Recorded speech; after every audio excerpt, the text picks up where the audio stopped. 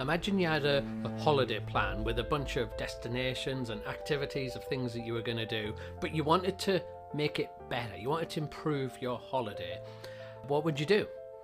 Researchers have tested this, and what most people do is when they look at their plan is they add in more destinations and they add in more holidays. And people do the same with like essays. When they're given an essay and told to improve it, 80-90% of improvements end up with a longer essay. And it's like we're wired that way, that if we want to improve something, we add more things in. If we want to make our health better, we add in more stuff we need to do. If we want to make our relationships better, we add in more things that we need to do. And no wonder we feel so overwhelmed when we're constantly making our lives more complex. But think about it for a minute. How easy is it if you've got 5 destinations on your holiday to get rid of the 2 least important ones? Or how easy is it you've got like this essay of 2,000 words and you just get rid of 300 of the worst ideas in that? How effortless is it just to remove stuff? Well, that's what we're going to think about today, and I'm going to give you 5 ways you can improve your life, simplify it by just getting rid of a few things. And it's so effortless, isn't it? Can't wait for this one. Let's dive in. Welcome to A Little Nudge. My name is Derek, and for the last 3 decades I've been helping people explore faith and relate it to their ordinary everyday lives. And in these videos I just give out some nudges, some tools to help you live a deeper and a more meaningful life. So would you swap places with Warren Buffett? If you don't know, Warren Buffett is one of the richest people in the world. He's worth about $150 billion. He can go anywhere, he can travel. He's got his private jet, he can meet anyone, he's got so much money, anyone wants to speak to him. And he can just do anything. He's got kind of no limitations. Would you swap places with him? Oh, and by the way, he is 94 years old.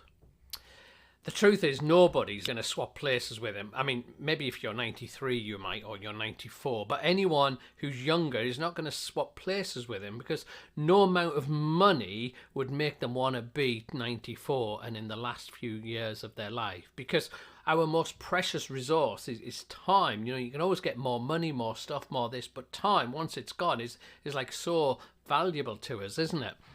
And Seneca was an ancient Stoic philosopher, and he said something that feels like really modern. He talked about this idea of how unwilling we are to lose money. That like if you're in a restaurant or shop and they charge you double by accident, that you want to stay and tell them, no, you need to take that off the bill, you need to give me my money back. Or if someone walked into your house and started stealing your stuff, you would never let them. But Seneca says this, he says, why then do we just let people steal our time? Our time is more valuable than money, but we let people and things steal our time all the time without doing anything about it. I mean, think about your phone and scrolling and how much time that robs from you, yet we just let companies do it to us all the time.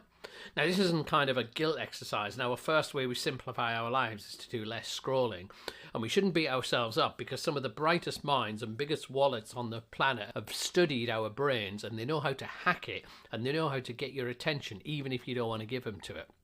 That's why you pick up your phone to check something, and like an hour later you're still scrolling. And that's not to feel bad about it. It's actually they've learned how to grab your attention without you giving their permission to it. So one of the ways to simplify our lives and improve it is to get rid of some of the scrolling. I mean, sometimes our phones are good, etc., but probably most of us give more time to it than we intend to. It steals time from us. And here's 2 like really simple things to do if you want to spend less time scrolling. And the first is to clear the clutter and get rid of the stuff that's taken our attention. So get rid of apps, get rid of notifications, look at the stuff that you don't need anymore, delete them, get rid of, so there's less draw on your phone. Leave WhatsApp groups, archive notifications, all that sort of stuff is kind of step 1. But that's probably not enough, and then you need to go step 2, which is to create boundaries where you have no phone. So they've discovered even when people are out for meals or restaurant or spending time together, if the phone is on the table, it affects the interaction, because Our brains have been so hacked by our phones, our brain just keeps going to it, wondering if there's a notification, wondering if there's an update. So the only way to protect ourselves is to have no phone zones. So for that might be mealtime, it might be when you're reading or watching telly or before you go to sleep, or there'll be particular time, maybe when you're going for a walk. There may be times when you just want to protect that. And the only way to do it is to put the phone in another room or switch it off, create some distance, because if it's right next to you, you'll find yourself picking up and using it without even deciding to do that. So that's the first one, most obvious perhaps, but probably most powerful way to simplify our lives. Okay, number 2. So for this one, I want you to think differently about busyness, and not to think about busyness as a badge of honor, and actually see it as a trap. Yeah, see it less as a badge of honor, more of it as a trap. There's a verse in Ecclesiastes 4 verse 6 from the Bible, and it says this really, really wisely. It's better to have one handful with peace than 2 handfuls with toil and chasing after the wind. It's saying if you're going to get peace, then it's best to have less rather than have more if that causes stress. And how often do we use our decisions around doing more or taking on more responsibilities, think how much stress and pressure is this going to bring into my life? Not just the opportunities, but what is the cost? And it's easy in our culture to get addicted to busyness and cram our schedules full of responsibilities and tasks and things we want to do. And I've been reading Oliver Burkeman recently, and like this book is just blowing my mind at the moment. And one of the points he's hammering over to me time and time again is that, like, you know, you've got your to-do list at work or personal, you've got a list of things that you need to do. And the trap we fall into is if I just work harder, if I just put a bit of extra effort in, I can clear this list and then be free. And he says this, he says your to-do list is never going to be empty. You know, your inbox is never going to be empty. As soon as it's clear, other things add into it. It's just a bottomless pit. The important thing is to accept that, to think actually it's just endless. All right, it's just endless. At any moment in time, I can choose what to do, but actually I'm never going to work hard enough to get rid of it. And rather than the problem, he argues that that actually is a very freeing place because it gets rid of some of the stress of trying to clear it and putting pressure on, and then we get it done for today and then it comes tomorrow. Is actually just accept there's going to be this endless flow of things to do. And then you decide, well, what am I going to do about it? Which ones am I going to do, given that I'm not going to do everything? Now, I wonder if you were in charge of a city, say you were mayor with absolute responsibility for the city, and you could come up with 10 rules of people's behaviour that would improve the life of people in that city. And if imagine, let's just pretend everyone was going to obey these rules and do what it is, what would you include in that list to improve the life of people in that city, to improve relationships and all that sort of stuff? Yeah. We might have stuff around violence, we might have stuff about theft, etc.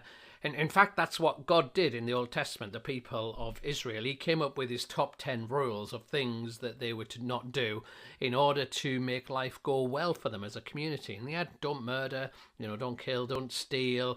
In there, he had stuff about adultery and faithfulness and relationships. But one of his top 10 was a commandment to rest. To have like 1 day in 7 when you don't work, where you stop the rush. And this is the way we simplify about less rush. And that's a bit crazy, isn't it? That one of the 10 most important rules he gave is to have a day off and a rest. Not just the rich people, but the poor people, the slaves and the animals. Everyone would stop on the same day to have time of community and relaxing, because it's so important sometimes not to rush all the time and to have less. And Cal Newport, in his book Kind of Deep Work, Slow Productivity, he's wrote about this, and one of his insightful comments is that we try and manage our stress and our busyness at the role of tasks. So you've heard about this idea of like prioritizing your tasks, which are the important ones and which we're not.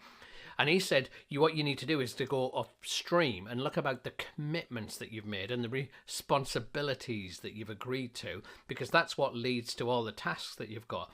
And he said, you can't just get rid of some of your tasks, because if you've got a responsibility for something, you've got to do it. And so he's like, you've got to go upstream and say, actually, I'm not going to be that project. I'm not going to be on that team. I'm not going to do that. I'm not going to have the ambition to have this clean or have this happen or to do my garden this year or whatever it might be. He said, go upstream and get rid of your commitments. And that means you've got less rush downstream. Oliver Berkman, he would say, actually just accept you're not going to get everything done and pick the important ones and leave everything else. The Old Testament, the Bible would say 1 day in 7, just don't work. Just have a commitment not to work.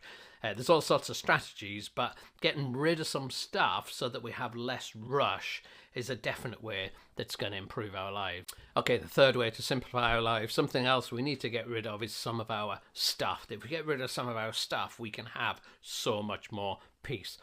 Now, stay with me on this one. I discovered this a number of years ago. I did this experiment. I read the idea in a book and I was like, I'm going to try and do that. And this is what the experiment was.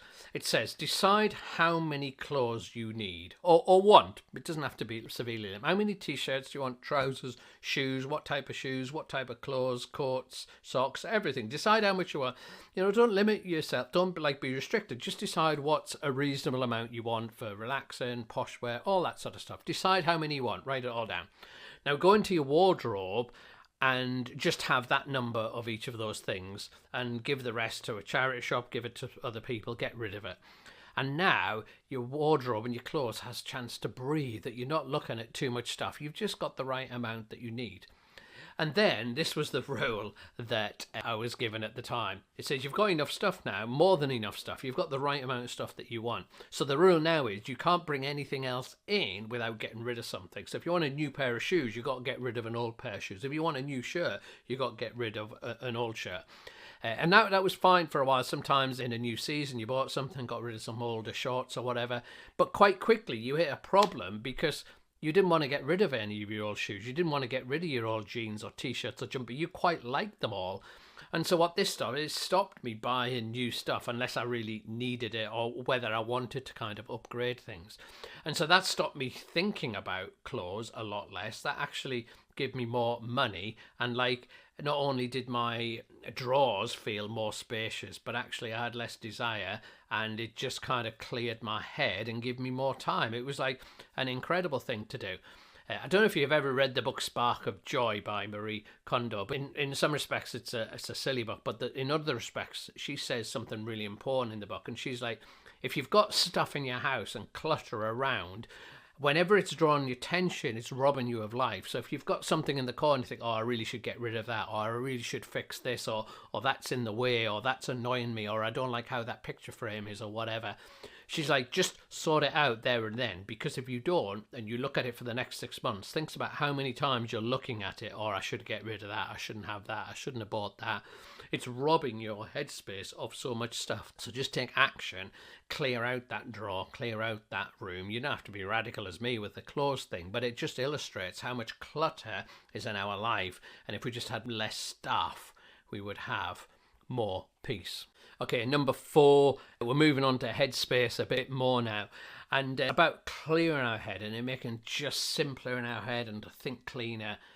And I don't know if you've ever noticed this, but we seem to be wired to obsess and focus on what's not good, what's kind of negative in our lives. If you've had work and you had a really irritating work meeting, you don't need to go home and say, oh, I really need to think about that negative work meeting. I need to think about that cutting comment somebody made. I need to think about how I was undermined. It just happens. And I guess that's because of in ancient times we lived in the bush and we needed to be aware of negative things. We need to be hypersensitive of anything threatening and negative, but it maybe doesn't matter so much these days, but we're definitely wired to attach ourselves to all sorts of things that just affect us, and that just clutters up our brain, and it's probably not stuff that's really helpful to it. And so number 4 way of simplifying is just to have less complaining and more gratitude. Just to choose to just let go of stuff. I just don't need that. It doesn't matter that that driver cut up. It doesn't matter that the waitress was rude. It doesn't matter. I mean, sometimes you need to do stuff about it. Say your bosses give you negative criticism, you need to improve your performance. That's absolutely fine. But 95% of the time, the things that bother us, the negative stuff, we just need to let go. I've got that bill, it was higher than I thought. Just pay it and then just let it go. But sometimes we can't just have a vacuum in our head, so we need to train ourselves to look at the positive things which just go by because they're not threats. Our brain just lets them go by. But what about that nice comment from a work colleague? What about that fulfilling piece of work that we did? What about that nice walk on the way home? What about the sandwich that we enjoyed at lunchtime? What about that nice text we got from our daughter? And those things just slip by if we don't grab them. And so sometimes it's good to have some sort of routine where we train ourselves for the positive, because you don't have to train yourselves for the negative, but to have less complaining, more gratitude. You know, maybe you get a rhythm that on the way home, you walking home, driving home, you always just pick 3 highlights from the day. Or around the dinner table, we used to, as a family, have highlight of the day where you just share something positive to train your mind to see it. And Melanie Beattie shares this quote where she said, gratitude turns what we have into enough. It turns what we have into enough. It's not just positivity, but it transforms our level of contentment and how we feel about things. Okay, now we're on to number 5. And I don't know if you've seen Toy Story, or if you know what happens at the end of Toy Story. The 2 main characters, Woody and Buzz, are trying to escape, and they want to set off a rocket. And Woody's got some matches, and he's trying to light this rocket so they can escape, but it's not working. And then he sees the sun, and he suddenly grabs Buzz's helmet to act as a magnifying onto the end of the rocket. And the power of the sun lights it, and it explodes, and they escape. And here's the funny thing is they didn't change the power of the sun. The same power of the sun was shining everywhere. They didn't turn up the power of the sun. They focused the power of the sun. And focus is a way of amplifying power in our lives. And one of the things that we can easily be doing is distracted of focus of our goals and what we're working on. We live in a culture where we've got pressure to work on our health and our finances and our work and our fitness and how we look and our marriage and our kids and probably another 10 things I haven't thought about. We've got so much pressure. You've got to be working on everything. What you can't say to anyone, I'm not working on my career at the moment. I'm not trying to improve my parenting at the moment. I'm not trying to improve my health. You know, can you imagine saying that to people in our culture, certainly the culture that I'm part of, that's very driven, and you need to always be self-improvement. And so one of the ways, the 5th way we can simplify our lives is just to have less goals and more focus, because that adds so much power. And it's just to pick a maximum of 3 things that we're thinking on at the moment. And just the rest, it's not they're not important. I'm just not thinking about those things at the moment. Then actively, we can only think about probably 3 things that we're working on at the moment. And I would suggest not doing like the New Year's resolution where you work on them for a year because you just run out of energy. 3 months is the best focus time. Yes, so if you're trying to work on your anger or you're trying to stop smoking or whatever it might be, think actually for the next 90 days, the next 3 months, have a maximum of 3 goals and say, this is what I'm focused on at the moment, and everything else I'm just letting go. And by amplifying your focus, you can set things on fire. And the focus just means that you keep thinking about it. So maybe when you get up in the morning, you think, actually, these 3 things are my focus. Or if you do a review this system, or if you're running or walking or exercise, you just remember, actually, these are the 3 things I'm working on at the moment. I'm trying to be a better husband. I'm trying to control my spending. You know, I'm trying to pray more, whatever it might be. And it can be such a powerful thing and so freeing, you know, because in the free moments, our mind can turn to other stuff like, oh, I really should eat more vegetables. I really should do more walking. I really should volunteer more, and I've got to think about my career, and I need to get some new qualifications. And our mind can drift to all sorts of things. But if we've got this sense of actually these are the things, 3 things max that I'm working on at the moment, we can just mentally park the other stuff and say, oh yeah, I'm come to that, but at the moment I'm focused on these things. Less goals, more focus, make a massive difference to our lives. And if you'd love your money life to be simpler, then you might want to check out this video next, the fastest way to be financially free. And I just share a really helpful tip about money and simplifying our money in that video. But I hope you've enjoyed this video. Thanks for watching, and I'll see you next time. Thanks. Bye bye.